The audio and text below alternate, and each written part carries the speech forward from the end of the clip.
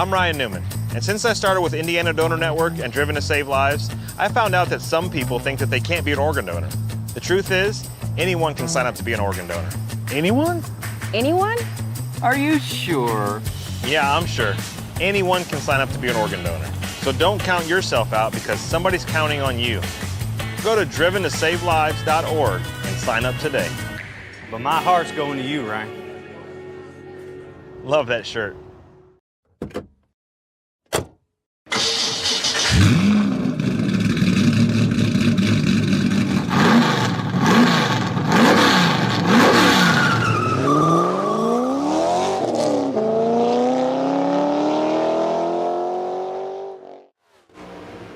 Good evening, ladies and gentlemen. Welcome back to another night of iRacing action here on the National Racing Network, where tonight it will be the Stars and Cars, the Sim Racers Club SimSpeedShop.com Premier Series, running their mid-mortgage fall season. And tonight, the Real Assist 176 coming to you from Las Vegas Motor Speedway. 20 degrees of banking in the corners. Richie Hearn actually owns the track record here. Never in a million years would you have gotten me to put that name up there as who would have the track record. But a crazy fast lap time of 24.636 seconds over 225 miles an hour. This place is way bad fast. My name is Chris Graham, joined in the booth as always by Mr. Patrick Byrne. And I'll tell you what here, Bizzle, we have had, quite frankly, some really incredible shows out of the Sim Racers Club of late. Last 2 weeks have been great. I think tonight has the potential to possibly be even better. Yeah, tonight is going to be absolutely crazy. Talking about some crazy tire wear when we were talking to some of the drivers earlier. So I think this is going to be an absolutely wild show to watch. See how much these guys either have to conserve or how much extra they can squeeze out and push later on. Yeah, that's a big thing because we're just getting word from race control. Stage brake caution will be coming at lap number 30. That changes things significantly for these drivers because as you look at how this race plays out, it's 117 laps, stages at 30 and 65, but the drivers have 3 sets of tires in the box. What that means is they'll have the opportunity to change tires once at stage 30, once and take a full tank of fuel. They're going to be able to go to about lap 90, maybe lap 95, and then they're going to be able to take another set of tires, which puts us into what, a 20-ish lap sprint on fresh tires. This race could be absolutely fantastic here tonight. Practice down to the final 30 seconds or so. Andrew Mraz, currently the driver at the top of the speed charts, with a lap time of 29.820 seconds. Braden Carroll's there, Troy Haight is there, Johnny Avila, Quentin Clark completing the top 5. And the other big storyline that we just have to talk about tonight is we are getting later in this season, only 3 races remaining after tonight's race. Braden Carroll holding a 32-point lead over Johnny Avila. I'm not sure how that number didn't go down slightly, other than the fact that Johnny is carrying 1 less race than Braden Carroll is. Carroll has 8 starts, 3 wins, 6 top 5, 7 top 10s. Avila in 7 starts has 2 wins, 5 top 5, 7 top 10s, and crucially 1 more bonus point than Braden Carroll. What that means is when we get to week number 12, Johnny Avila kind of has that ace in his pocket of all he's got to do is be close, and he may be able to claim this championship. Yeah, because we know Johnny Avila's drop is going to be a 0. We don't know what Braden Carroll's drop is going to be, so you have to subtract his worst race so far from his current point total. I think that might put Johnny Avila ahead. It very well could. That's where, like I said, that's where things are going to get really interesting. Braden Carroll has to finish up front and has to finish ahead of Johnny Avila. Basically, for the rest of this season, you can't play the game of give up 5 points here, give up 5 points there. We could end up in a situation where it's basically a tie, like we saw between Avila and Kevin Dick a couple of seasons ago. And now all of a sudden, you almost don't know where you are if you're Braden Carroll. Yeah, I mean, I'm going to have to work on a spreadsheet. Maybe we'll get that to you by stage number 2 here. I'll do some math, run some numbers, and see what we can get for these drivers. Well, yeah, it's going to be interesting to follow this along as we go here as qualifications are underway here. We are following along with the 45 of Andrew Mraz. Larry Bruner putting the Red Bull number 25 on the top of the boards with a lap time of 30.600. 24 thousandths back is Mraz, Hunter Waters, Andrew Moore Jr., Tom Wilhite, the 5 drivers that have gotten laps in thus far. Oh my goodness. Wow. I was not anticipating so sorry. I forgot that. About that. Ben Carswell's here. Andrew Moore Jr., top of the charts, 30.054. I didn't need those. Well, I'm awake now. I say I didn't need those eardrums. I'm so sorry. I forgot that was on. Oh, that's awesome. Let's pick up Roger Rios as he is coming down to complete lap number 1. It's going to be good for a 30.964.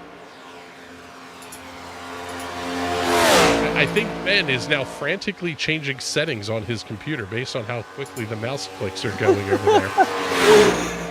17 drivers on the entry list tonight, and a few of them are not yet on the racetrack. Lap number 2 for Rios as he comes down over the start-finish line, and it will be good for third quick. Nice lap, 30.489 seconds.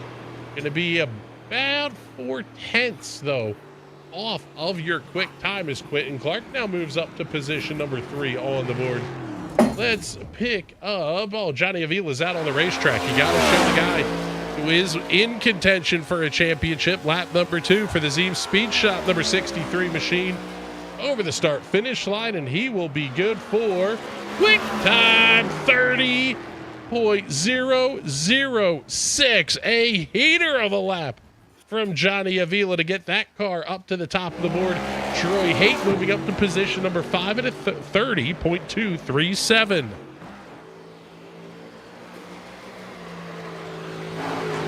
So, Ben, after the fantastic intro, missed you in the booth last week. We had James Watson with us, which is an entirely different ball of wax from the kind of commentary we get from you. What do we think here as we head to Las Vegas? Because one of the things we talked about was how these guys were really worried about tires. If we pull up the weather conditions, 79-degree track temperature, 77-degree ambient temperature, you would think they would both go down as the night goes on. Usually that means a little bit more grip, correct? Yeah. I mean, you would think that this would be as gripped up as you're going to get in Las Vegas. But I don't know, there's going to be tire wear. You just don't know how much. And I think we talked about this at Kansas, that there's a degree of tire saving where you're not completely tire saving, you're only partially tire saving. And that can be kind of tricky to suss out exactly where you need to be. Yeah, based on the conversations with the drivers we had in the pre-race, sounds like these things could be a mess as the run goes on. Tyler Seville's first lap, by the way, up for 11th quick. AJ Digby on the racetrack as well. Hunter Waters settles into the 13th position. Lap number 2 for Tyler Seville, going to be good for third quick. 30.1 second flat. Now just waiting to see Doug Wysocki and Matthew Kopp if they are going to get out onto the racetrack with 4 minutes and 40 seconds remaining in the qualification session.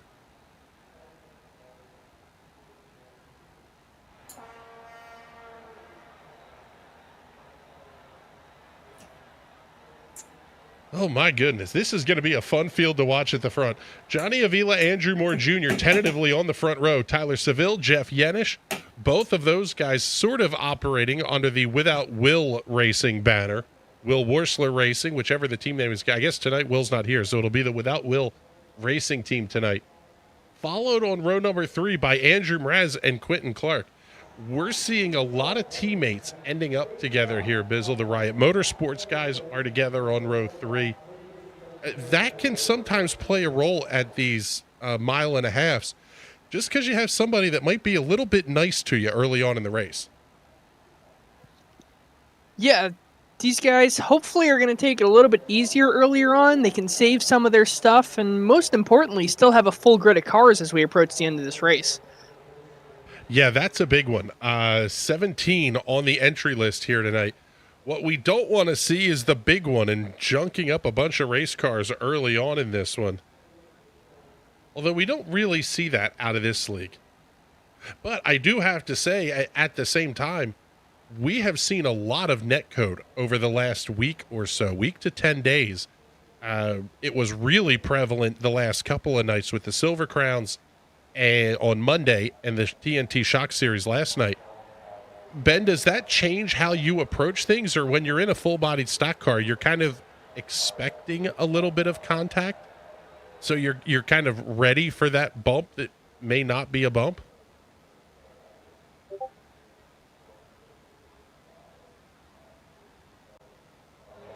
Well, here, Bizzle, how about you answer that one? Because we may not have Ben here temporarily. I just got the DM from him. Yeah, I mean, if you get bumped a little bit around here, it can be very, very scary. This track is notoriously very, very loose, very easy to upset the car. You get hit just in the wrong spot, and you can end up like the old ground effects cars used to crash, yanking the wheel to the right and ended up in the wall.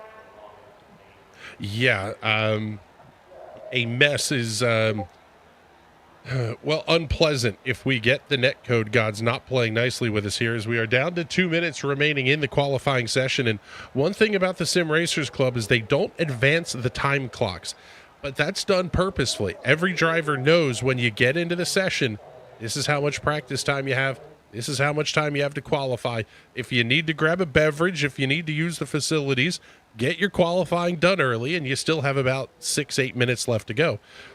A lot of times that's kind of a nice thing to have, as opposed to some leagues where it's kind of like everybody's qualified, go, time to the grid, or like we see in the officials.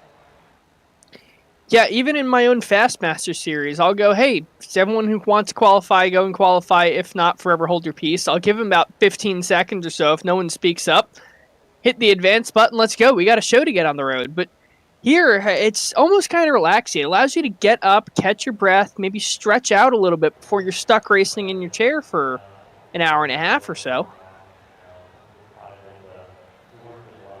Yeah, but now we're down to that final 60 seconds before the qualification session ends, and it looks like it will be Johnny Avila at the top of the board.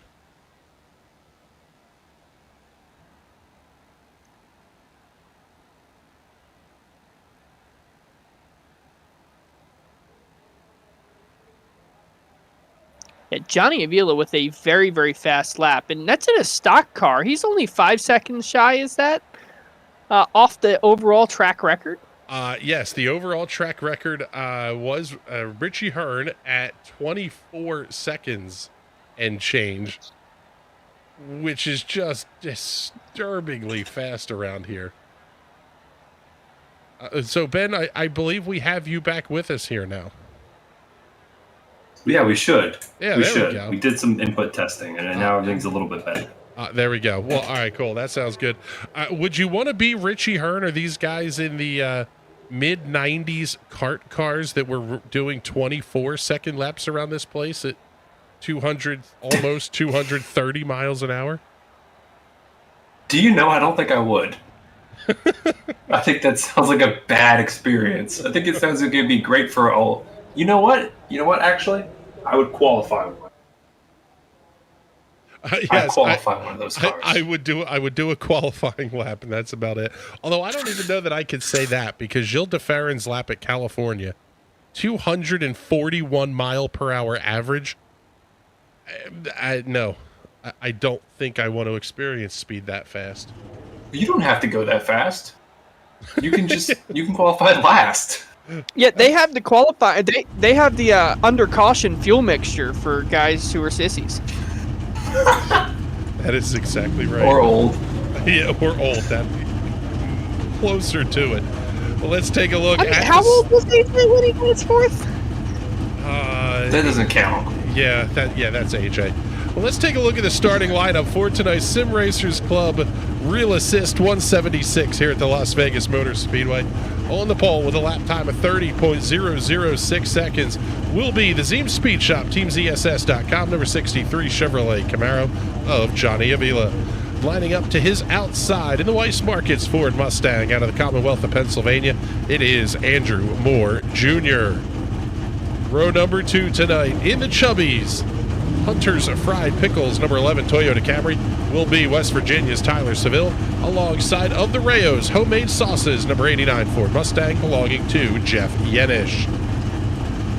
Row number 3, a pair of Riot Esports cars belonging to Andrew Mraz, the 45 Sim Coaches Ford Mustang, alongside a teammate Quentin Clark in the Mach 5 design, number 42 Chevrolet.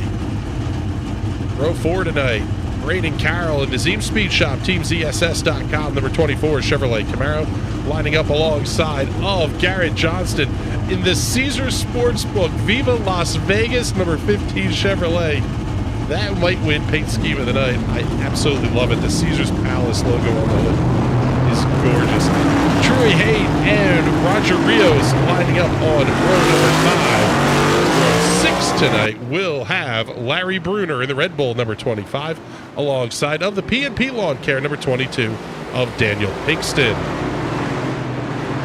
Row number 7, the Hunter's Fried Pickles Laws Chevrolet, number 7 Chevrolet of Hunter Waters, alongside of his Without Will Racing teammate, the 14 AJ University of Mount Union Esports Chevrolet of AJ Digby. Row number 8, the P1 Battery, number 19 of Tom Wilhite, alongside of the Charity Motorsports, number 34 of Doug Wysocki. Lining up on the final row of the grid will be the Charity Motorsports, number 6 Ford Mustang of Matthew Kopp. 17 cars on the entry list for tonight's race under the lights here at Las Vegas. We are looking forward to a fantastic show. As we mentioned earlier, stages will be at lap 30 and lap number 65. Caution at lap 30 will be coming, so that's what we're racing to. Fields making their way off at turn number 4. As always, race fans, we're going to let you all at home go ahead and crank up this start.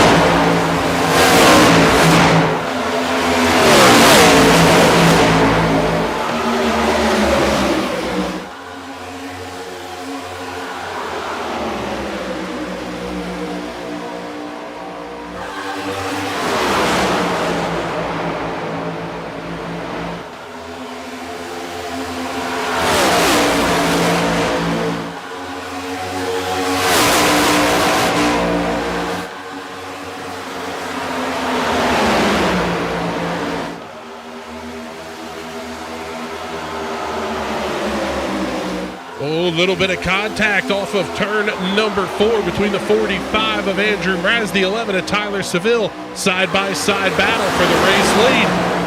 Johnny Avila likes to see this because Braden Carroll's got some work to do coming back there now out of the 6th position outside of Jeff Yenish.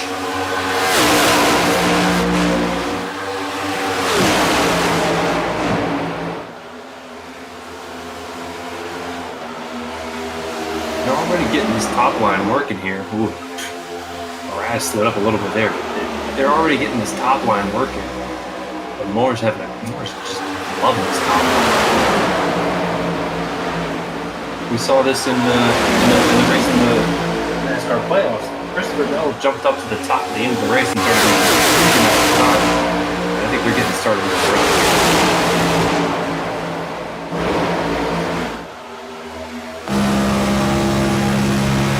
on board here with Braden Carroll as Johnny Avila falls back to position number 4.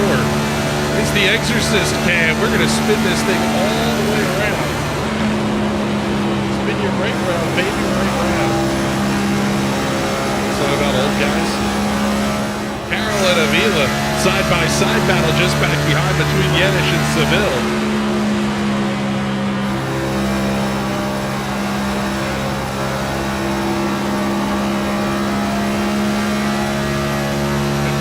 Honestly surprised that we're seeing these guys run as much side by side as they are early on in this race.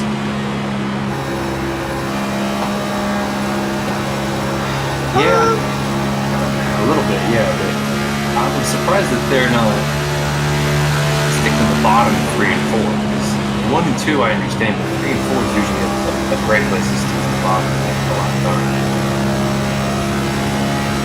Tend to think you want to find the tire saving line early in this one. I mean, maybe not if you have the extra set in the box.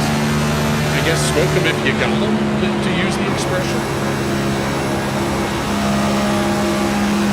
Yeah, as well as if you can keep pace on that high side and put the pressure on someone, maybe shuffle them back a little, especially if they're one of your competitors in the points championship.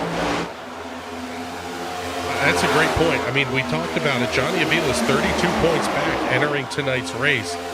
But he also has a race in hand, too, because he's only counted 7 weeks. When we get to week number 12, so long as Avila doesn't miss another one, this championship really could be Avila's to lose at this point. He's going to have to make the stage. That's the big thing here. He just hasn't done that all season long. He just lost a stage point right there. Carroll just snuck by him. Yeah, he lost the stage point to the guy that he can't lose stage points to. Yeah, that's the last guy you want to see pass you. If you're Johnny Avila, that's anybody else you can kind of go, all right, whatever. But that's the guy. That's not a 1-point swing anymore. That's a 2-point swing. Everything is doubled if he's passing you. Picking up Andrew Moore and Andrew Mraz at the front of the field here. They're separated by, car lengths as they get to turn number 1. Garrett Johnston battling with Tyler Seville just ahead of them. Troy Haynes, Jeff Yenish also side by side. It's going to be 7.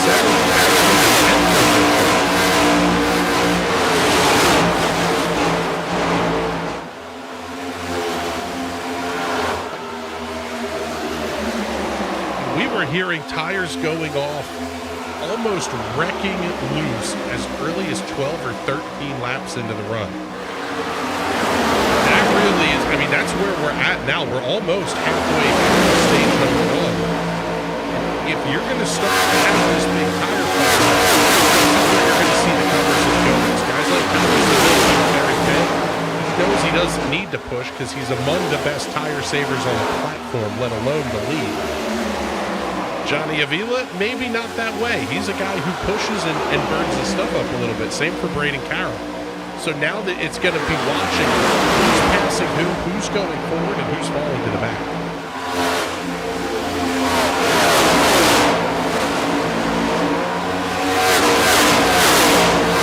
Jeff Yenish with a little streak of the wall, hitting turn number 2.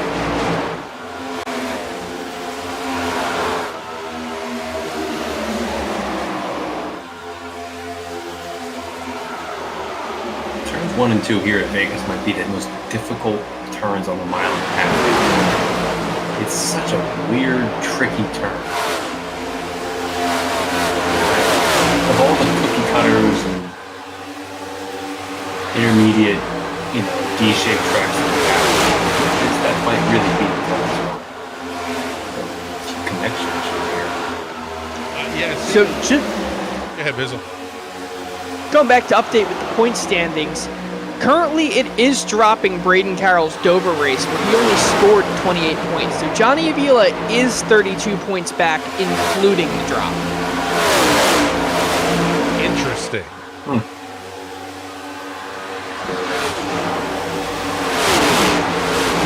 Because I thought Avila, he was about some back last week.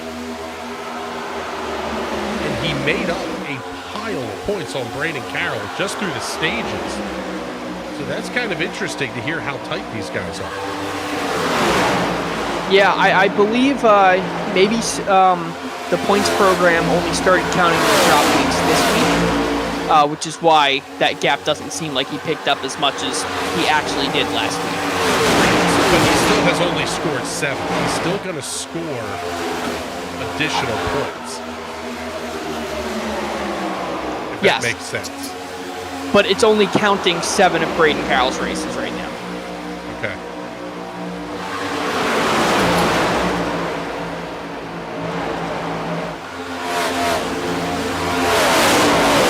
Starting to fall back a little bit here into the clutches of Troy Haight, Garrett Johnston, and Jeff Yeager. Just up ahead, Braden Carroll trying to get inside of Roger Rios off of turn number 4.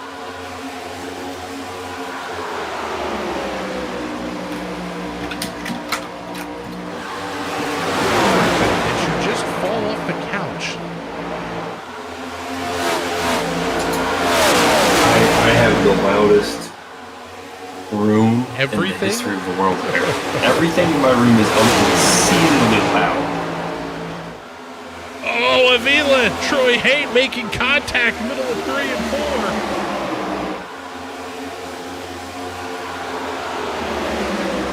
4. Garrett Johnston in that Viva Las Vegas entry. Giving Avila the shove down the front stretch. He's going to slide way high through 1 and 2.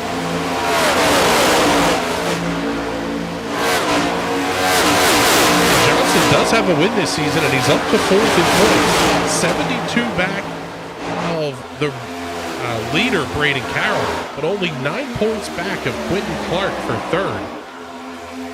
Clark currently running in the 3rd position here tonight, so quite frankly, some good points battles all the way through this thing.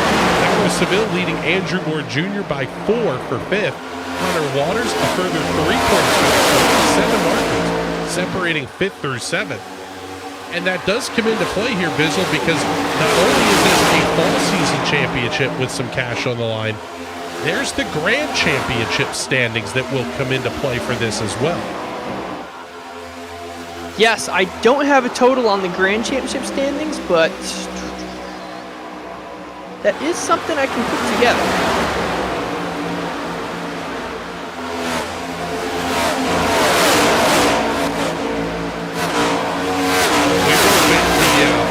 Official word here from the Sim Racers Club admins. It is a good looking race car for Garrett Johnston. Love the spec map work on that.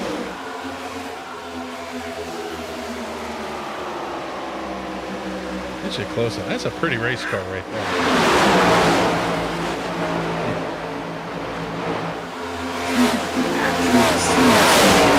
We had MGM and we had track. We've had Caesars, and we've had any of the other ones. Right? No, I don't think so. And actually, I believe. Let me confirm the information here.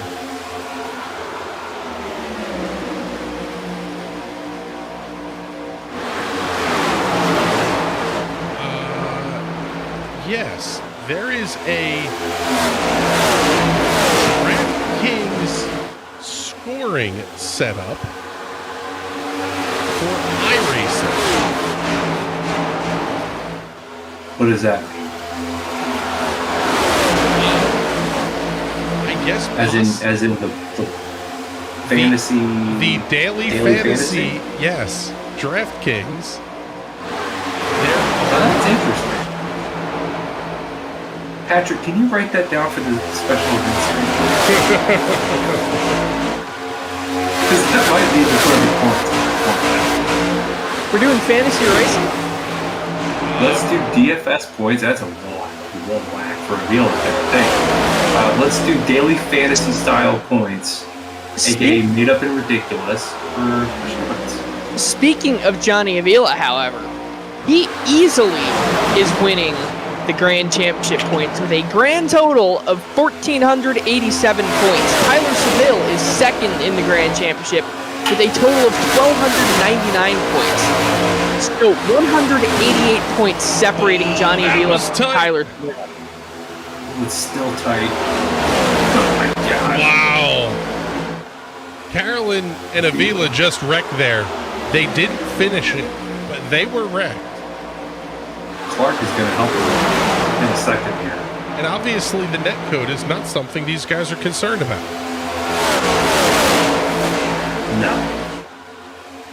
No. I think when you warn racers about net code, they immediately forget it.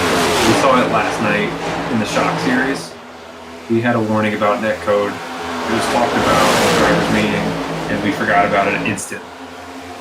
And I think these guys might have forgot about it too. Yeah, that sounds about right. Yeah, it's at some point you guys go, how close can I get to this? That's exactly. Whoa! Clark got so loose on the bottom there. Whoa! Oh my gosh! My goodness, man, these guys are getting physical.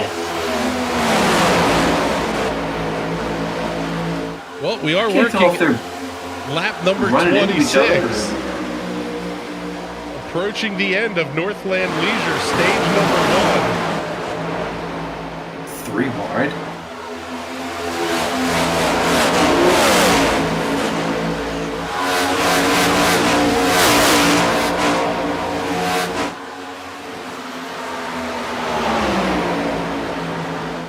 Avila's up there just driving his heart out because he doesn't want any part of what's behind him right now. Not only does he not want any part of it, but he wants the 10 points for winning stage number 1. But he might be able to get him too. We're down to 3 to go, and I think Johnny Avila may have done a masterful job of tire saving. Now, that means he'll take the lead with 2 to go and spin off of turn 4 with 1 to go or something like that. But the AJ Camargo checking in. Netcode. Never heard about it. Oh, in trouble. Braden Carroll goes around. Braden Carroll spins off of turn number 4. Oh, my goodness. We will await the I word is from race control. That car doesn't look too horribly banged up. And one thing to note, we'll go back to talking the points for a second. Braden Carroll, his worst race this season was a 28-point race. So even if he finishes dead last, he still has 28 points there.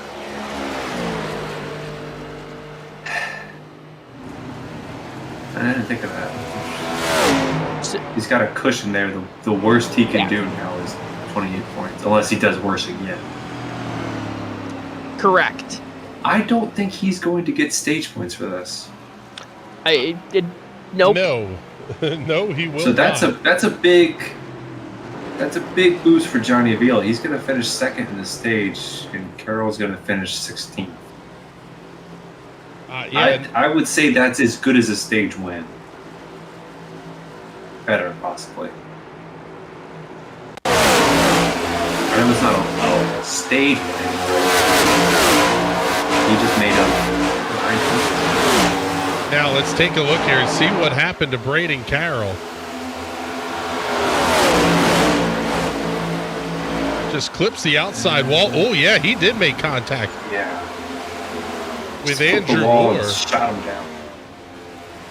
Not a real heavy impact though. No, Moore looked like he did a really good job to keep that car straight and pointed down the front stretch to not. Oh, this is a move. Well, yeah, here's the problem. I think Braden Carroll is trying to play the points game. Unfortunately, that's not how it actually works out. He will come under the start-finish line as the leader at the end of lap number 30. However, the Sim Racers Club rulebook dictates if the stage ends under an organic caution, the scoring reverts to the last at the time of the caution. That's when the field gets locked down. So Braden Carroll, you see coming down pit lane. I don't think it's. I mean, he was already at the back of the pack, so it's not like he had anything to lose. Correct. I also would imagine there's probably an EOL for the self-spin off of the corner. Yeah, I if he wasn't sure about when they were going to take it, then I see why he did it. It makes sense. He's covering his bases there, but possibly, let me see. It did not get him a lap lead either. So, end of stage number 1. Andrew Mraz picks up the win in the stage. So he will pick up the Northland Leisure stage win.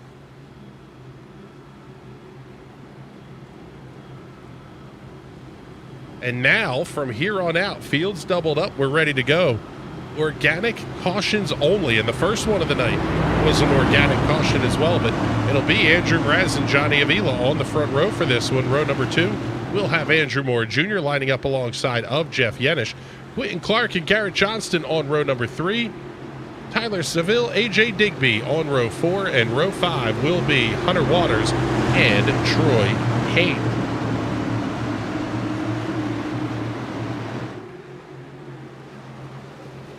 The field will get down into the start zone. Green flag goes back in the air. It's a fantastic start for Andrew Mraz. He's going to lead the field back to turn 1.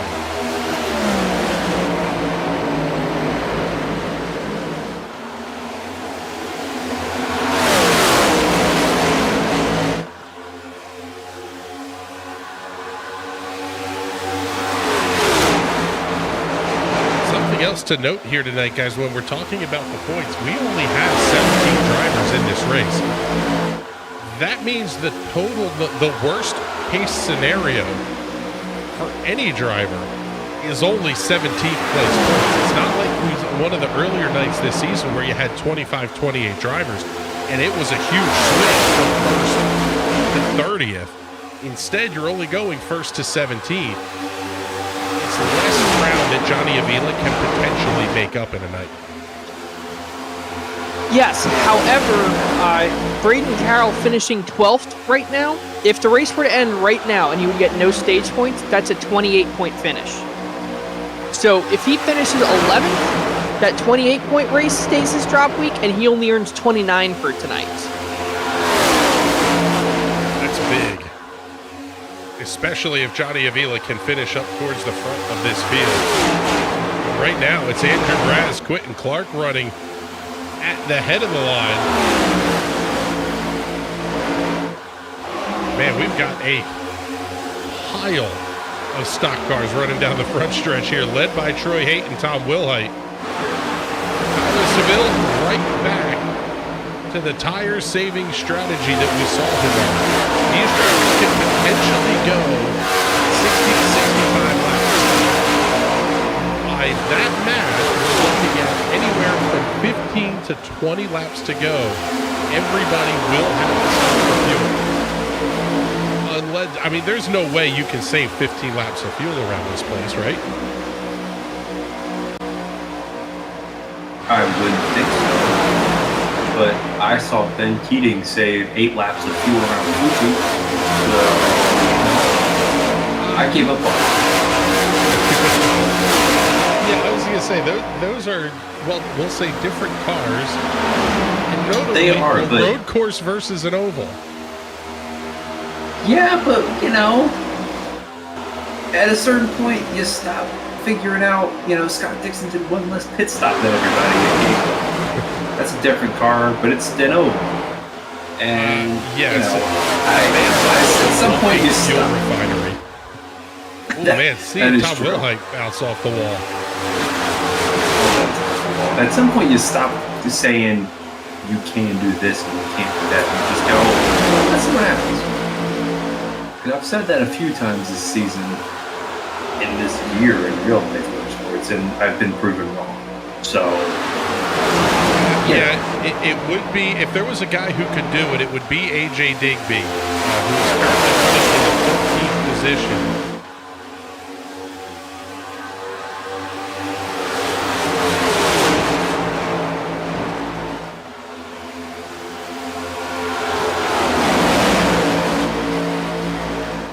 Carroll's picked up a bunch of spots. Yeah, Carroll up now to the 10th position. Will pick up his charge through the field. Coming from the back of the pack, starting to work his way in on Roger Rios. For the moment, the gap's staying pretty consistent at about 1.5 seconds. But all it takes is 2 cars to go side by side anywhere in that front group, and everybody else just starts to slow down a little bit. And already the gap down to 1.48 seconds as they make their way off to turn number 1. Seeing some blinking out of Troy Haight. Now, we have seen in the past, Bizzle, where series race control will say, hey, that's a little too much on the connection issue. They will tell you to pull high, pull low, and kind of get out of the way. They don't make you pull off necessarily, but they will say, hey, that's too much blinking. Yeah, they'll have you, I believe in this league, roll down the pits first, see if you can get the connection fixed, maybe yell downstairs, hey, stop watching your TV show. And if that doesn't fix it, unfortunately, they will park you. And sometimes it's no fault of the driver's own. Sometimes it's just an internet storm. Maybe the power is out at the internet switch that's local to their yeah, and wherever they're Troy Haight's up in Canada. I believe we actually have a handful of Canadian drivers. You get out into Saskatchewan and some of these places where these guys are, internet service can become spotty at best.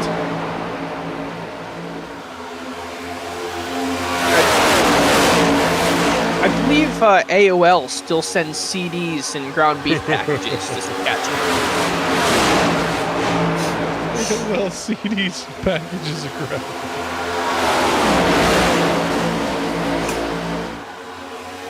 Chris, you're old enough to remember when they did that, right? Yes, I had piles of AOL CDs and more free trial accounts than I would care to make mention of. I'm not gonna reveal my young age now by asking what in the name of God. I've got no clue. America Online used to send out CDs that you could use to install their software that included a trial of AOL. So you would install the software. No. Why don't you just download the software? You had to dial in to get to the internet.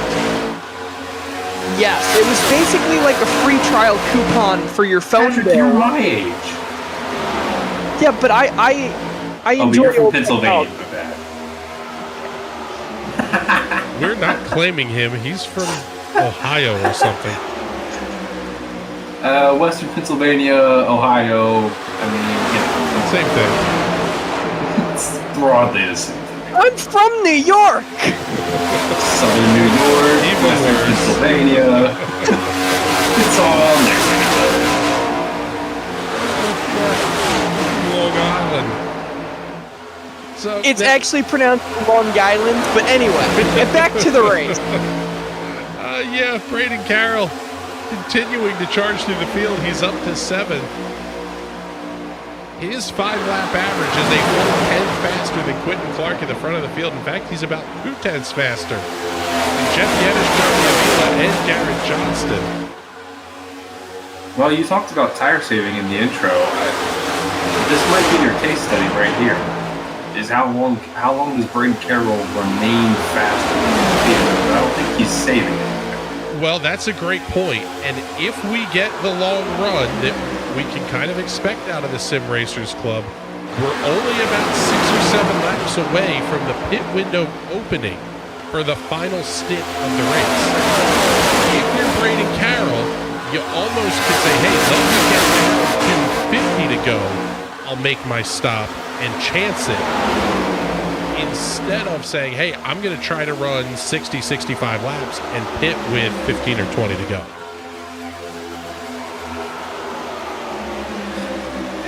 Yeah, I mean, but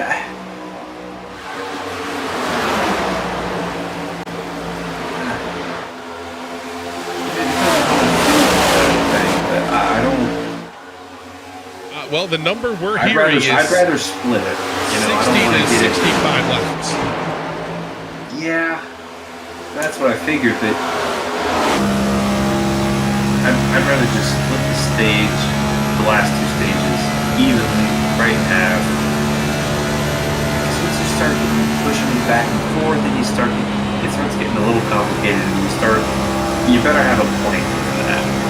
That can't be just that, I'll just run till I'm done. Just divide in half, hit it to half. So once you start getting past that, it starts getting to a point where you actually have to manage your strategy, and that requires constant paying attention. How my tires? How's my fuel? What's my fuel per lap usage? What should that number be at? What is it at? Well, Bizzle, I make that number higher. You're the king of the spreadsheet here tonight. They stopped at lap 29 in a 117 lap race. What is halfway over that next stint? That is too much math for me to do. It is 30 to 117. 30 to 117 halfway is 67. 80. Okay, it would be 87 to go, so you've got to do about 40 lap stints. 80, 80, or 40, 40, and 30 get you to 112. What's this? 2 stops. Yeah, you already made one. Just make one more. So that's what I'm saying. It would be about 40 laps into the stint. We're about halfway through the run.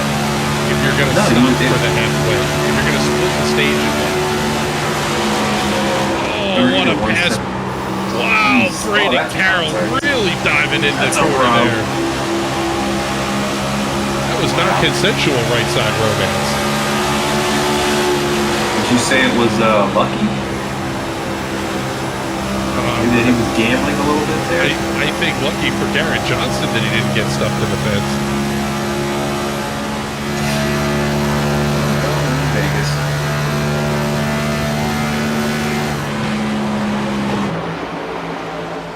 My goodness. Carroll was not taking any prisoners at all. He's doing his damnedest to move up through this field. Well, yeah, because we're what, 21 laps into the run? Yes, but we're only down to 13 laps to go in the stage. And Johnny Avila is battling Andrew Mraz for the race lead, just up ahead of Braden Carroll and Garrett Johnston side by side. Carroll is flying. Avila restarted second, didn't he? Mraz and Avila started on the front row.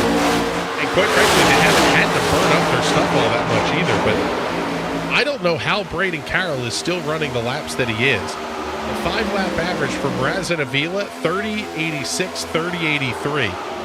For Braden Carroll, 30.81. He is still hundredths of a lap faster than the race leaders. Over the 15-lap average, he's a tenth and change faster than these two up front, as Avila looks inside of Mraz for the top spot. This is going to start to slow them down, and Carroll and Johnson are going to catch them, and somebody's going to have to decide who's going to use who as a pit, because these two are looking to go side by side. If one of these guys is smart enough, they can get a big run here and maximize this and maybe get it too quick.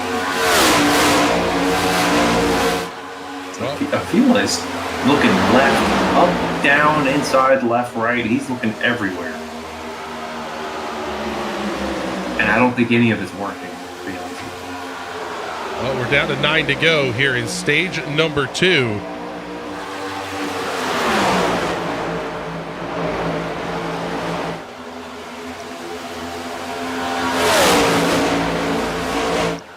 So the important thing Johnny has to do is finish ahead of Braden Carroll in this stage and at the end of the race. He needs Braden Carroll to have another issue like he did in stage number 1, but he can't force Carroll to make that issue, so he just has to do the best that he can and try and stay up there. Yeah, that's a great point. Series admins are very quick to assess the penalty if you are the cause of the caution. And the last thing you want to do if you're Johnny Avila is go from running first, running second, to the tail end of the line at the end of the stage. Oh, Carroll's going to really go deep into 3 this time on Avila.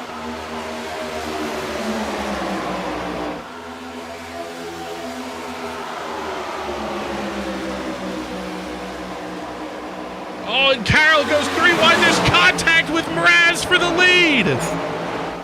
What a move by Braden Carroll. Can he hold on to it? Oh, they're loose. Big into the wall goes Avila and Carroll. Your championship leaders are wrecked down the back straightaway. Huge hit for Roger Big Rios. contact for Carroll. I'm pretty sure Avila made it out of there with only the spin. Did Avila get tagged again? There he is. He's right there on the inside. That car looks pretty good. It looks a hell of a lot it's less not like moving. modified than Carroll's. And And Avila's off. Avila has to take the tow. Braden Carroll can drive that car back to pit lane. Oh my goodness. This incident started at the entrance to turns 1 and 2. Side by side, clips the apron slightly. The car twitches, and a big hit into the wall. For Braden Carroll, slides back across the racetrack and nowhere for Roger Rios to go.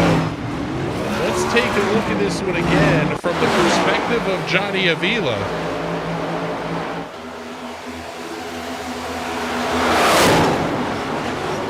It was a big hit into the outside wall for Avila. Car comes to a stop down on the inside, and yeah, that left rear tire is not moving. That could be race over for Johnny Avila and Braden Carroll. Well,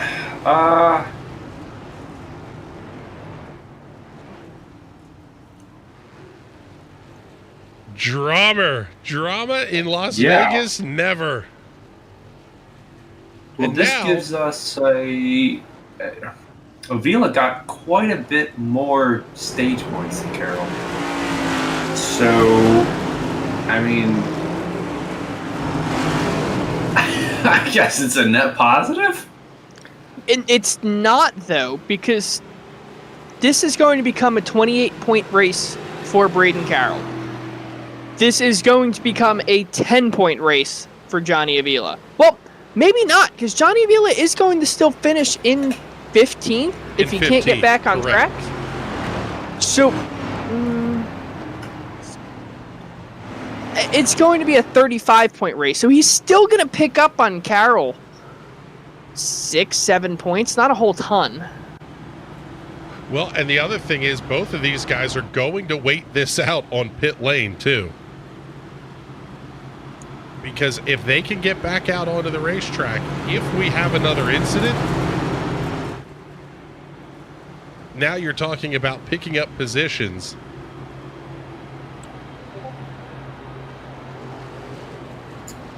Getting the word from race control, a shared caution for the 24 and the 45. No EOLs issued. Well, Mraz has been And Braden Carroll's back on the speedway.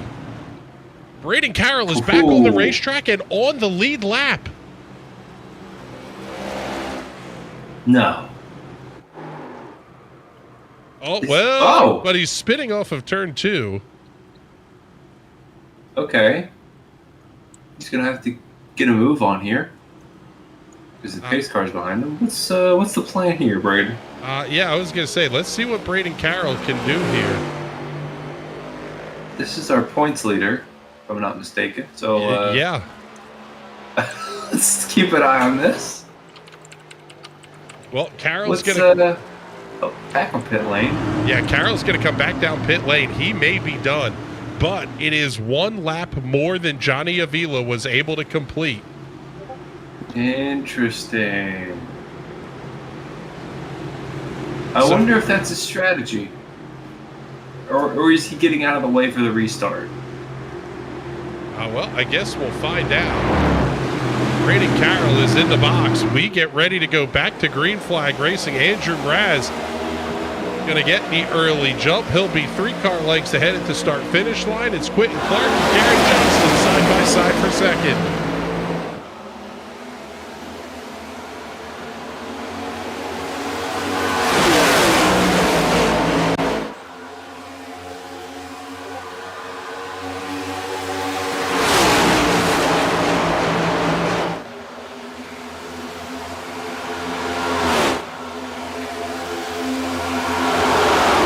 Things settle down towards the front, but Tyler Seville, Jeff Yenish, Andrew Moore Jr. absolutely going to war.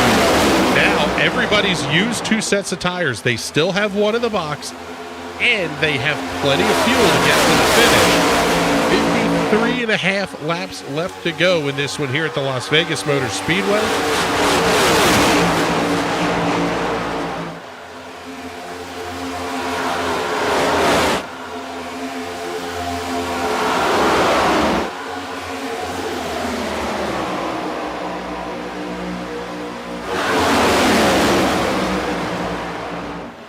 And Patrick, I can actually get you that number as well here. Give me just a second. Seville inside 100 Waters. He is still sliding back through this pack, playing the tire save game early on here at stage number 3. Now Seville's sliding a little bit back. I think I've got the Carroll theory here. I would guess he did it. The car repairs, came out, found out the car didn't work, and had to come back in to do it. That would be my guess to that. He thought he could make it out on just the requirement. That's usually the case. Quite possibly. Quentin Clark, by the way, your Northland Leisure stage winner in stage number 2. So he will pick up the bonus cash, courtesy of Northland Leisure. This race has kind of fallen into Clark's hands a little bit here. A little bit. Your 2 guys who were Carroll and Avila who were running up front have kind of taken themselves completely out of attention. Whereas we don't know what kind of damage he's got or what. But I really, it now seems to be a Clark-Johnson fight here.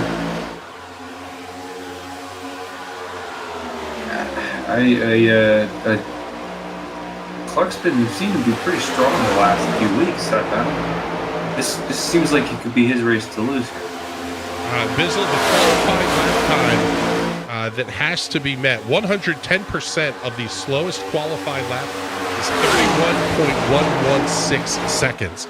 So you get an additional 10% on that, so 34 seconds or so is the number that 34.22 seconds precisely would have to be met by anybody coming back out onto the speedway. Right now, Braden Carroll on pit lane, upwards of 3.5 minutes. Johnny Avila, 7 minutes and 20 seconds on pit lane. Well, Well, I'm assuming with that hit, it broke the toe link in the rear.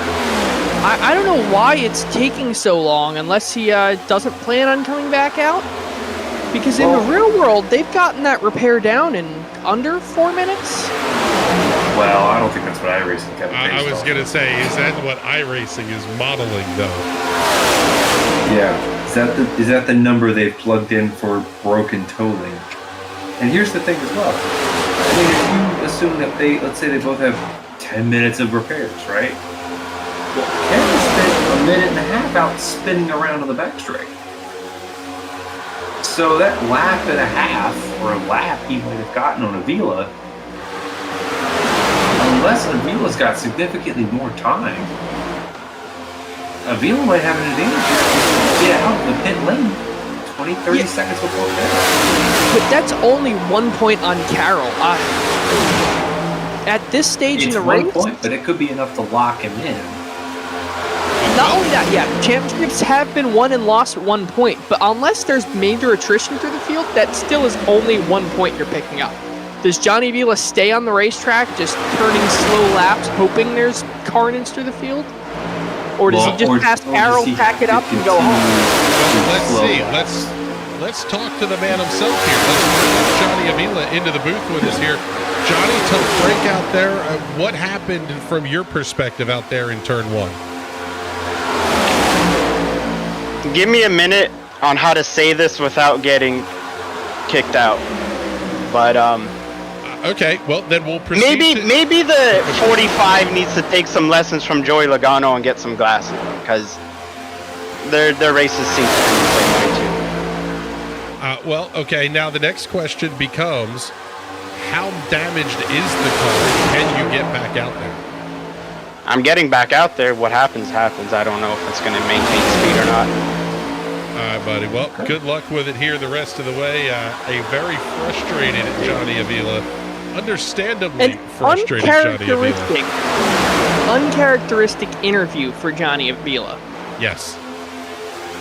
Definitely a very frustrated, very rare to hear him very frustrated. And interesting to see that he places the blame there on the 45. I almost thought I would have placed it more on the 24 for his incredibly aggressive move. I mean... Carroll was halfway on the apron. Yeah, that late in the stage, I don't know if I could place all the blame on Andrew Mraz, just because why do you have to give him an inch if he's shoving his nose there where the door's barely open? You're both fighting for all 10 stage points. Yeah, I mean, I know Mraz did squeeze Carroll a little bit there. Who's that coming back out? That's Roger Rios coming back out onto the racetrack. Well, that could be a point lost for Carroll. That is a point lost for Johnny Avila as it stands right now. Now, obviously, you get a little bit of time to try to get up to that speed. So, Roger Rios does come around Braden Carroll, puts the points right back where they were. Carroll in 15th, Avila in 16th.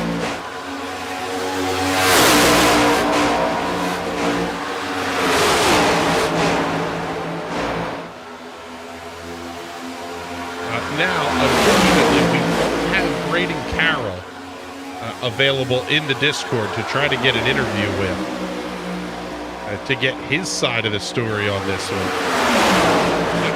What are your guys' thoughts on the call by race control to say shared caution on that? I don't disagree with it. I think that was more on the 24. He was driving incredibly aggressively. But you're both fighting for the end of the stage. 45 didn't give him very much room, so shared blame, I guess, is a very fair call. It's a very neutral, fair call, and I would take consistent neutrality over picking sides any day. Yeah, I agree with Bizzle there. I think if it's 60-40 or 65-35, I think you stick with neutrality rather than going, well, it was a little bit more your fault than his fault, so it's all your fault. I'd rather stick to a little bit more of a neutral decision than that. But I think it's just Carroll sent it in really aggressively, and Mraz gave him no room for it. And I think that kind of ends up in your share. Yeah, I think that's a fantastic point, is that it's not necessarily who made contact. It's not a contact rule like we see in some racing series where any driver that makes contact as a result of the incident goes to the back. It's based on who was the responsible party. I tend to think both have to let off, but that's just my officiating school of thought. It's sort of like the guys who get on here and say, I'm only here for the safety rating. It's not hard to gain safety rating. You have to be aware of what's around you. And a lot of times, back out is the best answer. Yeah, it's not like it was the white flag or even 5 laps ago and they were fighting for the checkered. You're fighting for 10 extra stage points, so it's definitely hey, I'll back out and I'll lose the 1 point here. You're not fighting for a race win. Well, and you weren't even fighting for the difference of 10 versus 0. That's what they ended up with. But the reality was you were fighting for 10 versus 9 versus 8. I think it's just too early in the race. But things are getting spicy here for a second as Garrett Johnson and Quentin Clark are continuing to battle for the second position. And look who's back up here, Troy Hayes. That car back inside the top 5, running in 4th. Jeff Yedish right behind. Johnny Avila are both back on the racing surface. Braden Carroll, 8.5 minutes in the box. Johnny Avila, 12.5 minutes in the box for those pit stops.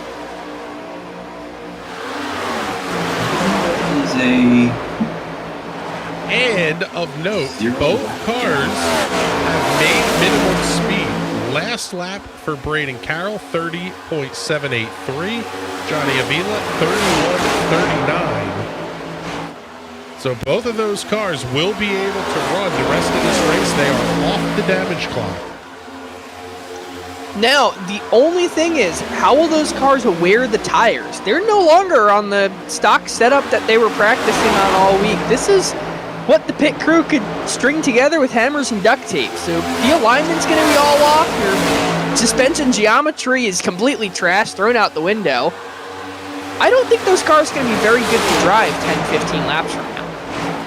Well, they're running, right now, they're running faster than the race leaders. Well, they're also on nice new fresh tires. Fresh tires will mask any problem. That is exactly right. 24 lap-old tires for race leader Andrew Raz. 5 lap-old tires for Braden Carroll and Johnny Avila. Now down to 33 to go here, and it's Andrew Raz at the front of the field.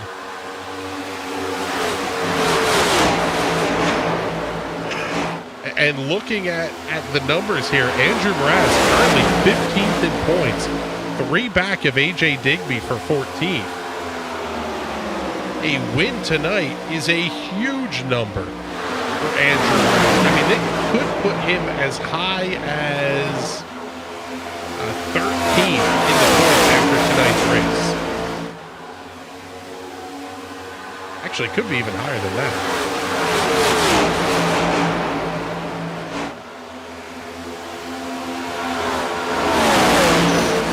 Mraz is starting to run off a little bit. I know I said 5 minutes ago that Clark was in the catbird seat. I got wrong. He's back to 5th. I think Quentin Clark may have trying to chase down Andrew Mraz here at the front. Yeah, it looks like Mraz is just really held on. I don't think there's any other way to describe it. He's just held on to everything. He's kept it all in a straight line. He's got a little bit of shared blame there for the incident with Carroll, but otherwise it's been a pretty smooth and solid performance. Taking a look at the Hard Charger Award tonight, it will be Tom Wilhite as it stands right now, gaining 8 positions. In the Realty Executives Saskatoon, most positions gained. Taking a look at the drivers who have fallen the farthest here tonight, it is, well, Johnny Avila down 15 after starting on the pole here this evening.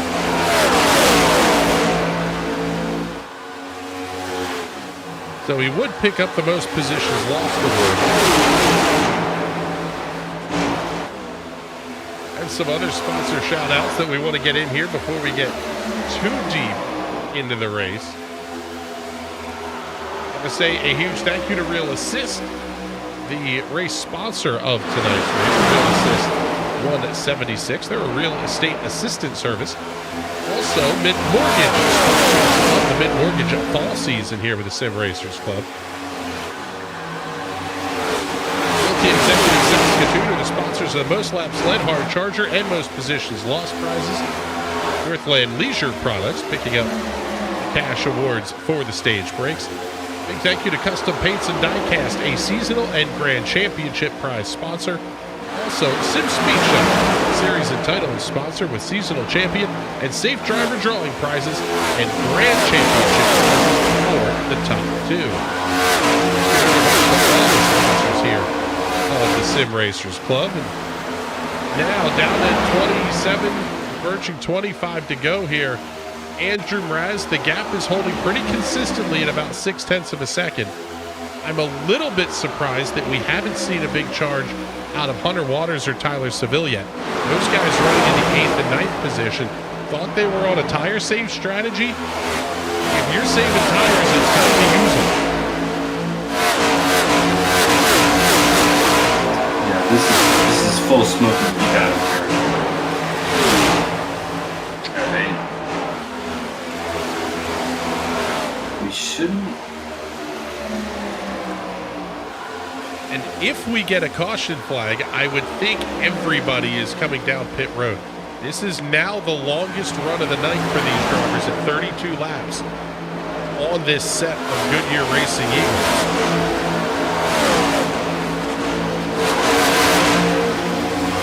22 laps. Yeah, I mean, if they've got the extra set, you'd want to use them right now. At what point do you not come down pit lane? A green-white checker? If you're in the top 4?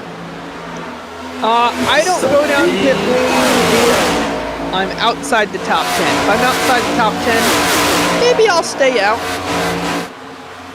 Take the track position, maybe hold on to it.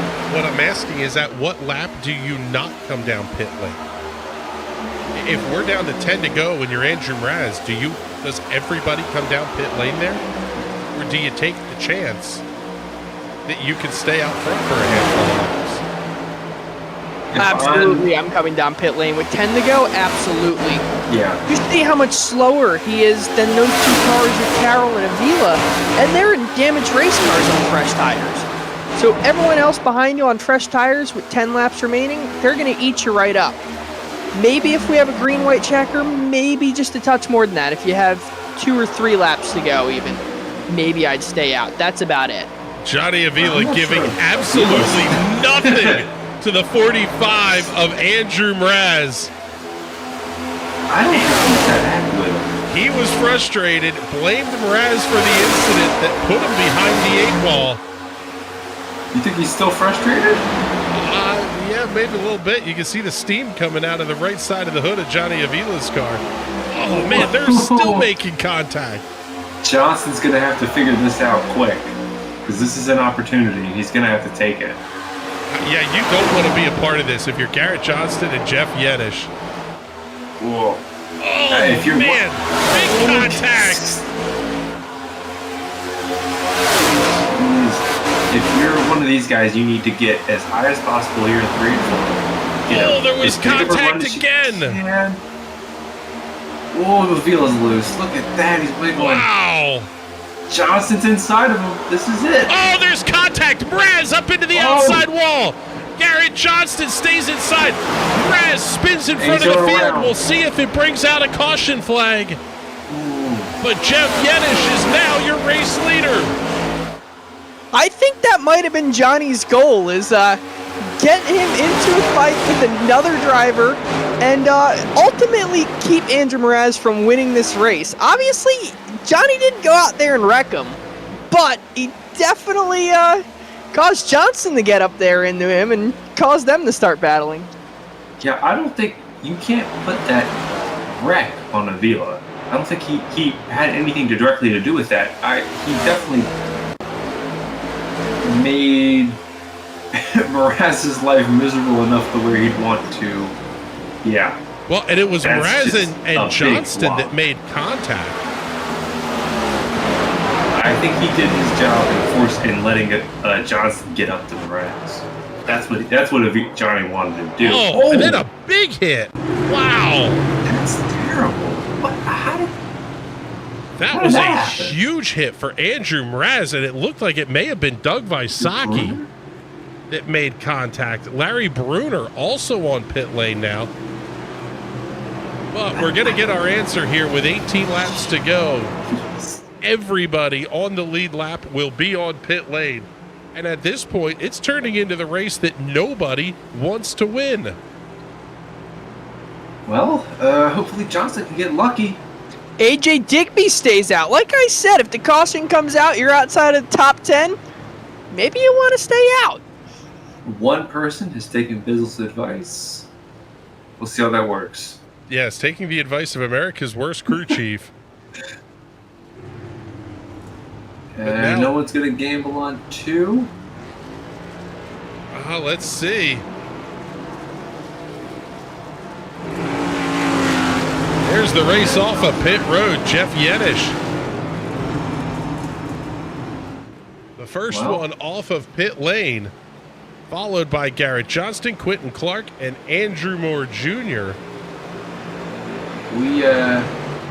I said Clark was in the catbird seat 15 minutes ago, and You looked like an idiot 10 minutes ago. I might look smart. Well, if I say it again, I might look smart.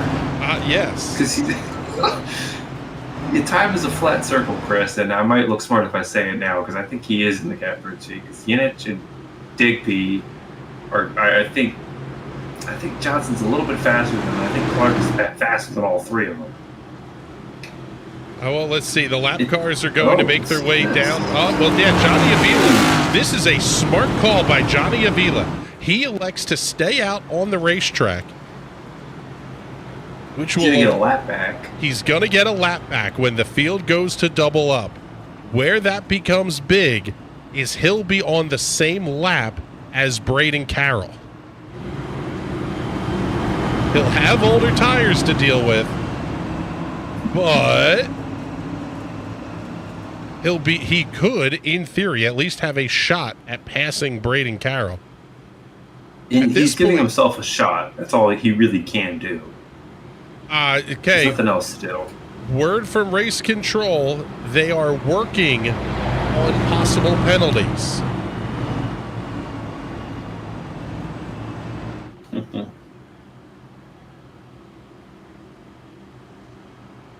We will not say anything until those penalties are announced by race control. That's why we're still under the caution flag. If there is an EOL to be given, it has to be served right now. Drivers do have the opportunity that they can protest something, and then that will be applied afterward. Sounds like car 45 EOL. That would be for Andrew Mraz, but that car is still on pit lane 4 minutes in to the repairs. The initial contact wasn't too heavy. It was the second hit. I was almost wondering if we would see a penalty maybe for Johnny Avila being 19 laps down and fighting out hard with the leader. But at the same time, if you're the leader and a car that many laps down is that much faster than you, that it's completely unlapped one of its laps and is getting ready to pass you on 20-something newer tires, why don't you just let him by? Yep. You don't need to race that guy. Especially if he wants to race you that hard. It just doesn't make a whole lot of sense. So now Johnny had nothing to lose there. Andrew Mraz is the one with everything to lose, and unfortunately it looks like he's going to. And even at this point, with 16 to go, Braden Carroll and Johnny Avila could pass Andrew Mraz and Doug Wysocki to put themselves up into would be 13th and 14th behind Roger Rios. Only if we get overtime. They are 18 laps down. Oh, no, you're right. Because they're 3 laps behind. They're 3 laps down already.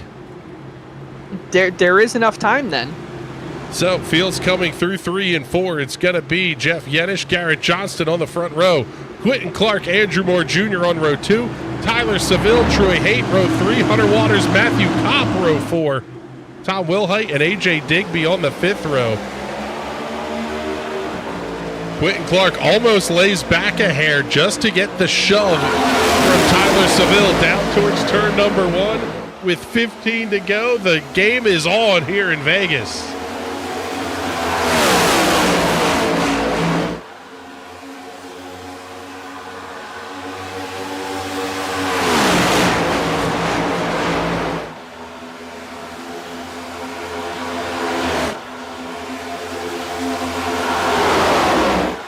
Quentin Clark makes the move on Yenish for the race lead.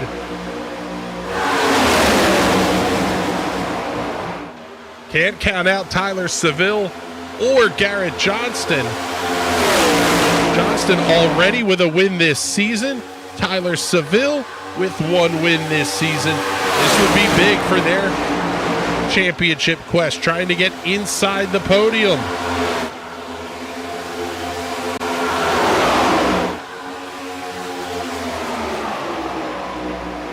Yenish thus far able to hold off Clark, still side by side between Seville and Johnston for third.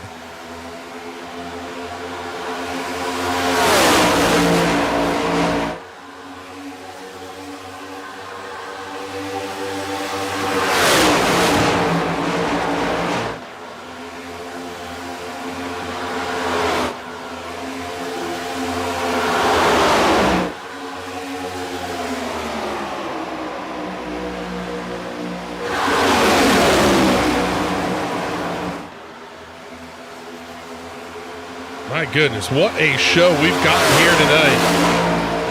When does Quentin Clark want to make the move? You almost feel like you still could. There was enough time left to try to save a little bit of tire. And with Tyler Seville sitting there in third, Bizzle, that has to be a thought amongst these top two. You're not going to run away from them. You better have enough tire to hold them off. Yeah, and even still saving the tire a little bit now, so you can either A, hold them off, or B, push to try and pass them back when we start getting ready to take the white flag.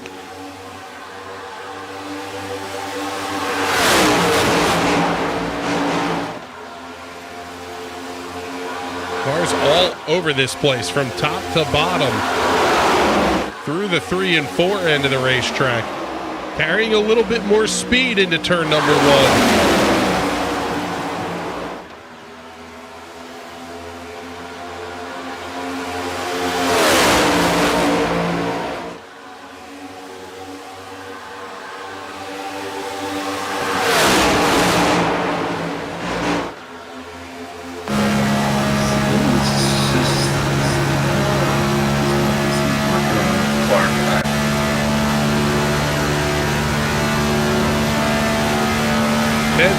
The gap is a little bit deceiving. It's only a quarter of a second.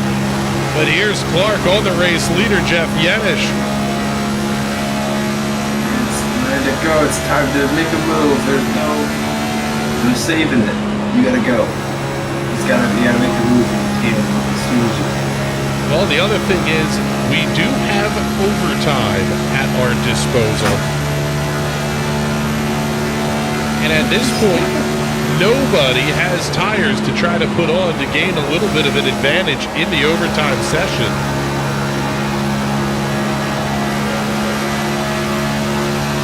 Just keeping that gap there. He's not letting Clark get any closer. And it's making Clark have to worry about Seville. He'd much rather be eyes front right now. Well, yeah, and if you take a look, guys, front, there's Jeff Yenish.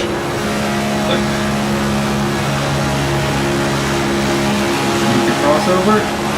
Oh, Yenish bangs him off the wall. That's a wall tap for Yenish.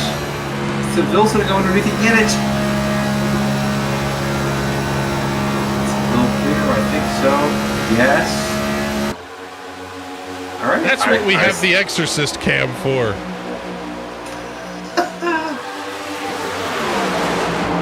So now Quentin Clark with 6 to go is holding on at the front, but we may not be done with the caution flags yet. Oh, Yenish again bangs it off the wall, exiting 2.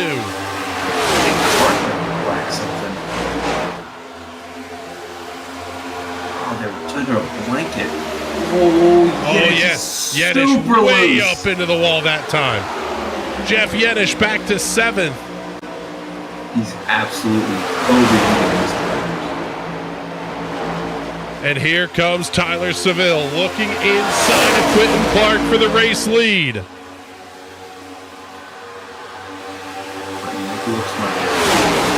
Oh, Garrett Johnston with the big look inside of Hunter Waters into 3. Seville's absolutely flying. 4 to go. If he can keep it, he's gonna have to keep it over these bumps here through 1 and 2. The bottom of 1 and 2 is just as bumpy as you can get. It's like single bottom 1 and If he can keep it pinned, he's not going to be able to clear him.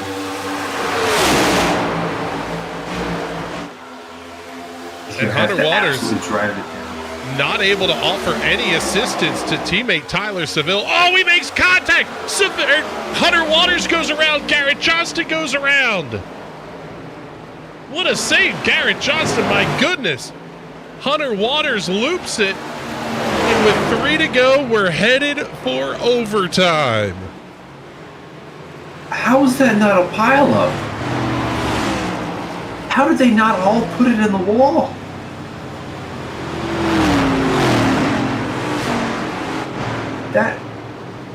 That was of 2 ruined race cars that they just never hit the wall.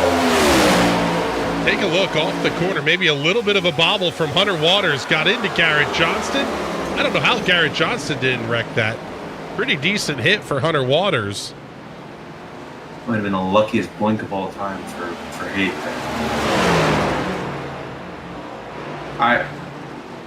I'm amazed that Garrett Johnson didn't go flying into the outside wall.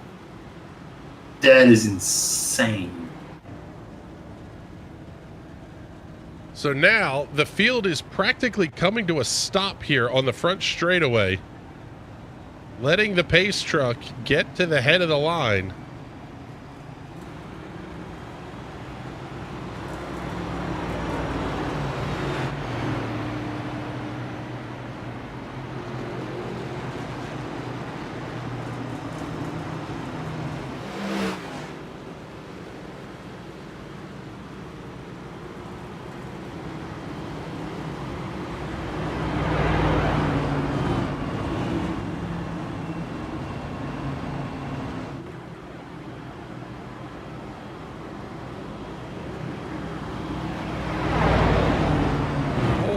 Goodness. We've gotten a show thus far.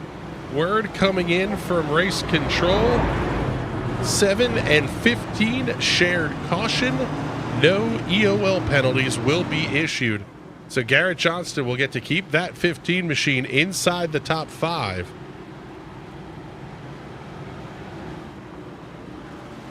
Take a look at that car. Get it up on the close-up cam. I don't think there's a ton of damage to that race car.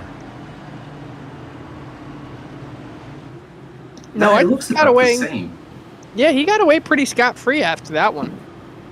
And I don't think that initial contact, that the actual car-to-car contact, was that hard. I think it was mostly, it was just height of speed in the front stretch that they turned him around, but Waters really didn't make that hard of a contact with the outside wall, and I don't think Johnson made contact with anything, so. Now Johnny Avila is on pit lane. Looks like this should be a tires only stop for Johnny Avila. Well, maybe not. Upwards of 20 seconds now in the box for Johnny Avila. He's having himself a fun night. And looks like Jeff Yenish will be out of this race. He's still currently listed in the 10th position, 4 laps back. Johnny Avila's been in the pits for a while. Yeah, it's now upwards of almost 60 seconds for Johnny Avila. He's going to have to hustle. Unless there was contact that we didn't see. Johnny Avila now out of his box and getting back out onto the speedway. Jeff Yenish is out of this race and will finish in the 10th position unless we get a bunch of overtime. Larry Bruner in 11th is 10 laps down. Jeff Yenish is 5 laps behind the leaders. We have 9 Notably, cars Andrew on the Moraz. lead lap. Andrew Moraz is back on track, which means Carroll and Avila aren't going to pass him unless something wild happens to Andrew Moraz. That is correct. Andrew Moraz led a race-high 57 laps. Now in the 13th position, 17 laps down. Braden Carroll, Johnny Avila, everybody, with the exception of Jeff Yanish, who they can't pass, is on the racetrack. So Braden Carroll's going to finish 14th. It's some combination of 14th and 15th. Unless something happens to Mraz, possibly Roger Rios if we have another yellow.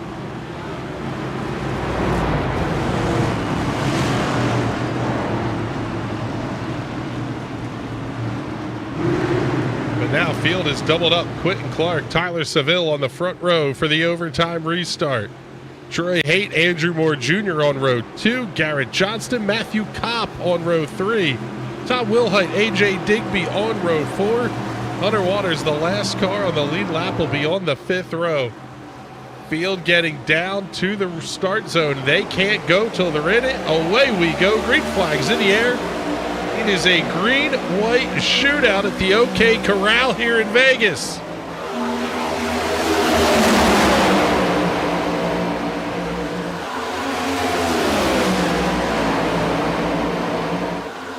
Seville gets the great run off of turn 2. Oh, Clark throws the huge block on him. Forces Seville way to the outside through 3 and 4. If they take the white flag, the next one will be the checkered. 1 to go. Where does Seville make the move? And does he play nice after the block that happened off of 2? I would have. You have to go somewhere. You can't just follow him.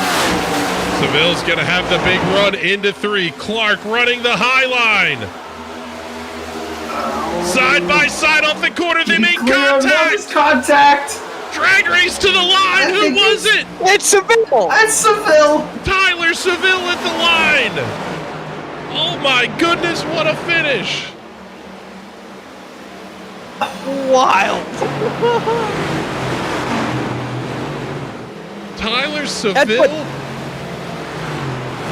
3 nights in a row of racing here on the NASCAR Race Network. 3 fantastic finishes this week. I love when this happens. I can't wait for PM18s tomorrow. Yeah, on the streets of Belle Isle, that one could be a little bit crazy. But now the Will Worsler team, or Without Will Racing, whatever they're calling themselves now, that team's going to make its way down to the start-finish line and absolutely burn the house down.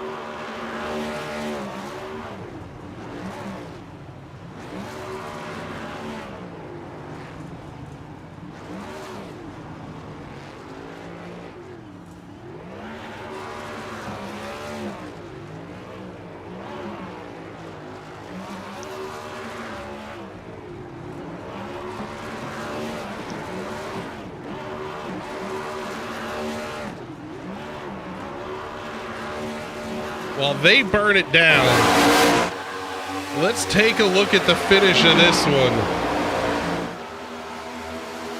We'll slow it way down as they get off at turn number 4. Big contact. And coming down to the line, Tyler Seville was in the grass and wrecking. Oh my goodness, this one was tight. Gosh, I don't even know that you could call that maybe a bumper at the line. A bumper and a tire. A hood length. A hood length. Wow. All right, we'll take that. What a finish to this one here tonight. Tyler Seville continuing to burn the house down, by the way. I mean, he only led 1 lap tonight, and it was the only important one. Yeah, actually, that's 2 nights in a row the race winner has only led 1 lap. Let's take a look at your race results in the real assist 176. Tyler Seville by 20 thousandths of a second over Quentin Clark. Troy Haight, Andrew Moore Jr., and Garrett Johnston complete the top 5. 6 through 10, AJ Digby, Tom Wilhite, Matthew Kopp, Hunter Waters, and Jeff Yenish, the first car a lap down, and he is 8 laps behind your race winner. Second page of the leaderboard sees Larry Bruner, Roger Rios, Andrew Mraz, Johnny Avila getting ahead of Braden Carroll. He picked up a point on Carroll right at the finish. Doug Wysocki and Daniel Pinkston complete the 17-car field here this evening. Oh, my goodness.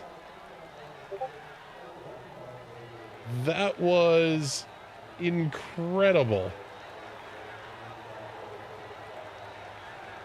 We'll fire up the replay here and slow everything down. Get ready to talk to our third place finisher here tonight, Mr. Troy Hayton.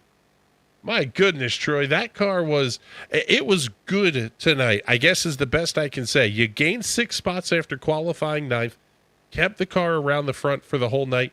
It really was a pretty darn good night for you. Congratulations. Yeah, thanks. It was, I mean, with that connection still, I thought I fixed it, but I guess it's back. I had to fall back a couple times, but then kind of, I guess it cleared up, and I was able to move forward a little bit. Yeah, I mean, how do you deal with that mentally? Because you think you got the issue fixed, it starts coming back again. You hear race control say 28, drop to the back, and then you got to race your way forward again. I mean, that's like, there is such a wild swing of emotions in this night for you. Yeah, well, luckily it cleared up because, I mean, the next step is just, pitting and exiting out, and dropping out. But dodged a couple wrecks and was able to finish third. Yeah, it was a great show for you tonight. Congratulations on picking up the podium. And before we let you go, do all the sponsor plugs and shout outs you want to get in here too. Yeah, I want to thank Woodfather, my dad for supporting me, and friends for watching, and you guys in the booth and the admins. All right, buddy. And congrats to Tyler on the win. All right, man. Well, thank you much. We appreciate you coming to hang out with us here tonight. And now let's bring up Quentin Clark, a guy who, quite frankly, has got to be pretty disappointed with a second-place finish. That car was a rocket ship tonight, Quentin. Talk us through your night because, I mean, the car looked good. It was fast, ultimately coming up about a hood short. How about that, though, man? What a hell of a show. That was so much fun. I'm just sitting here shaking. I'm rewatching the last lap over and over and over again. I should have gone bottom, and I regret it, but the top was just working so well for keeping Seville behind me that I just kind of felt like that's where I should go. I'm really wanted to get that monkey off my back, get a win from my teammates. But this is, if I'm being honest with you, this is one of my worst tracks on the sim. I kind of hate this track. I can't save tires to save my life on this track. So I was just like, I just got to go for it and hope I can hold them off. And got really lucky rolling the dice there at Vegas. Well, yeah, it was a fun final lap to watch.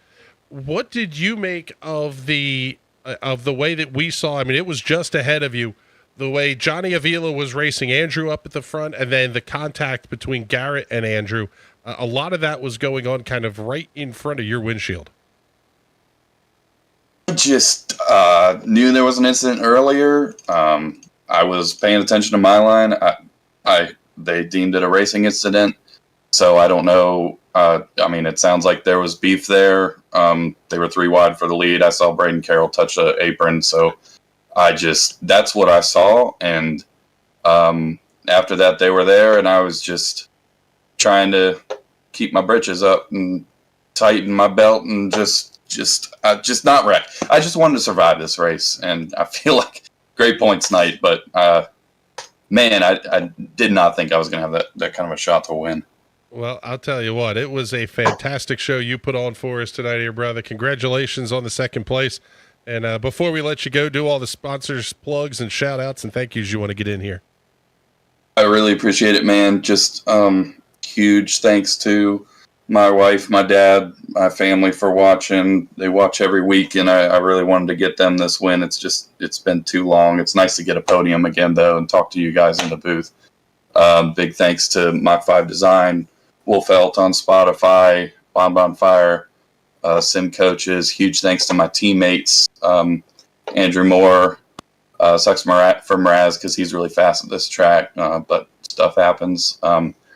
And appreciate Roger and all those guys. And Roger's been dealing with a lot of PC issues, and so know that he kind of struggled more than he wanted to. But appreciate them all having my back and trying to coach me there at the end. And yeah, so thank you for having, and appreciate you guys. Big thanks to y'all for putting on a good show for us too. Still catching my breath. Sounds good, brother. Well, thank you much. We appreciate you coming to hang out in the booth with us here for a minute. And now we get to talk to the guy who I was saying he was on a tire saving strategy all night long. And then you played me out to look like an absolute genius here late in this race. Tyler Seville, our race winner here tonight in the Real Assist 176. Man, talk us through that last couple of laps, because Quentin was so aggressive ahead of you. You really had to try something bonsai, and you made it work through 3 and 4. Yeah, it seems like a lot of people didn't want to run the bottom, and that's where I always tried to run. So I knew on a short run you can make some speed up there, especially out of 3 and 4. And yeah, I was just as surprised as anybody when I dove it in there and it stuck. I was fully anticipating having to lift to keep from pushing up, but it stuck, and it was a heck of a finish to the line. Yeah. Now, how did you not wad the race car up? Because you guys were pounding doors. I don't know if it was left side loving or right side romance, but there was a whole lot of it going on the front stretch here, and somehow you were in the grass and not wrecking.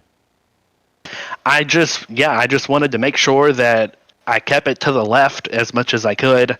And when we made contact, I was like, well, let me just try to aim to the apron there. I certainly didn't want to hook back across his nose or anything like that. But yeah, it was just pure luck.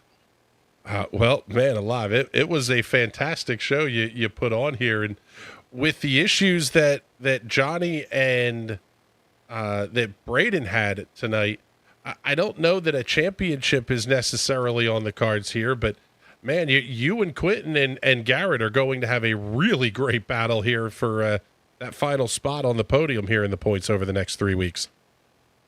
Yeah, it's really interesting the way as aggressive as some of these people were early on in this race. It ended up being beneficial, just like hanging back and working on saving tires, that you were just around at the end, and then I was able to just push when it mattered.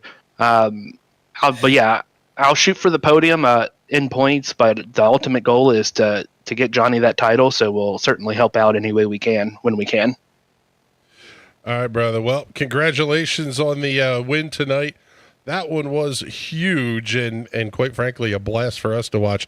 Congratulations on the victory. And before we let you go, do all those sponsor plugs and shout outs you got to get in here. Yeah, shout out to my sponsor, Chubby. Shout out to the Will Worsler Racing Team, AJ Hunter, and Johnny that was racing with us tonight. Shout out to Fletch and Will. Hopefully they were watching. And then shout out to you guys for putting on a great broadcast as always. All right, brother. Well, thank you much. We appreciate you coming up into the booth to hang out with us here for a couple of minutes on a, quite frankly, a wild night here at the Las Vegas Motor Speedway. Incredible show here tonight. Ben, we're going to come to you. You almost looked like a genius calling Quentin Clark, and quite frankly, I'll say the pick worked out because, man, he was blazingly quick tonight. Yeah, he was really fast. I think he just got undone by, as he said, just not being able to quite manage the tires around here.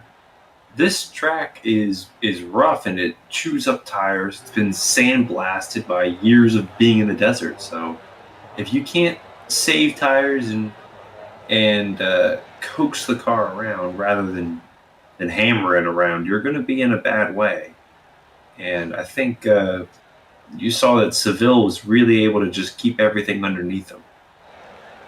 Yeah, and now, Bizzle, as we start to look ahead a little bit here, Sim Racers Club is off next week for the Thanksgiving holiday. They return 2 Wednesdays from tonight, and we close out the season. Homestead, Martinsville, and Phoenix. 2 of those 3 racetracks, if you've got beef, you've got a racetrack to try to get that beef handled. All 3 of those racetracks, you've got tracks to have your beef handled. It just hurts a lot more at Homestead. That is exactly right. What do you think we see over these next 3 weeks? Because it is going to stay right about that 30-point mark between Braden Carroll and Johnny Avila. Does Johnny have to go absolutely balls out to win this championship? He does, but he also has to use his head. He just has to make 10, 11, 12 points per race for the rest of the season.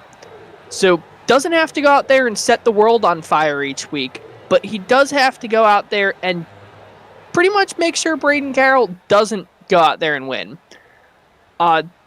As for what we expect to see in terms of these rivalries and kind of tensions that are going on, I think they all died out tonight. There's too much on the line for both Avila and Carroll for them to go out there and kind of just fight with people. And both of those drivers are very level-headed guys. They're not going to let it carry over into the following weeks, especially with this off week. Maybe we see something Matt Kenseth-esque out of Andrew Mraz, but at the same time, I don't think we will in this series. I think everything is going to be settled out tonight. We have a 2-week break for everyone to clear their heads and come back with a clean head for Homestead. Yeah, I really agree with you on that. And quite frankly, Sam and Jordan, I don't think would tolerate any shenanigans out of these guys. But we've got one more race coming up tonight. We've had 3 incredible shows thus far this week here on the National Racing Network. Tomorrow night, 10 p.m. Eastern Standard Time, it'll be the Indy Pro 2000 Championship coming to you from Belle Isle on the streets of Detroit, round number 10 of their championship. Next week's schedule shuffle a little bit, and it's kind of a short week here for us. Monday night, Silver Crowns at the world's greatest race course, the Indianapolis Motor Speedway, round 11 of their 12-round championship season. Might be the night that Brandon Buchberger forces me to cough up some money here, picking up a win. And quite frankly, it would be appropriate for Buchberger to do that at the home of Driven to Save Lives. Then the U.S. Open Wheel Championship, Indy Pro 2000 cars, their SOF race will not run on Thanksgiving night. It's going to run on Tuesday, November 21st. That race will be 10 p.m. Eastern Standard Time. And then we are off for the remainder of the week, coming back with a 3-round show at Darlington for the Crowns, Homestead for SRC, and the Indy Pros at Brands Hatch. But we'll tell you more about that as we get into next week. But looking forward to a big show here tomorrow night. Indy Pros at Belle Isle. Yeah, I think that one's going to be a pretty darn good show, too. Absolutely fantastic race tonight out of the Stars and Cars of the Sim Racers Club. We can't wait for tomorrow night, man. Looking forward to it. For Ben Carswell, Patrick Byrne, and everybody here at the National Racing Network that gets these shows out on the air, my name is Chris Graham. We appreciate you coming to hang out with us, and we will talk to you all soon. Have a great night, everybody.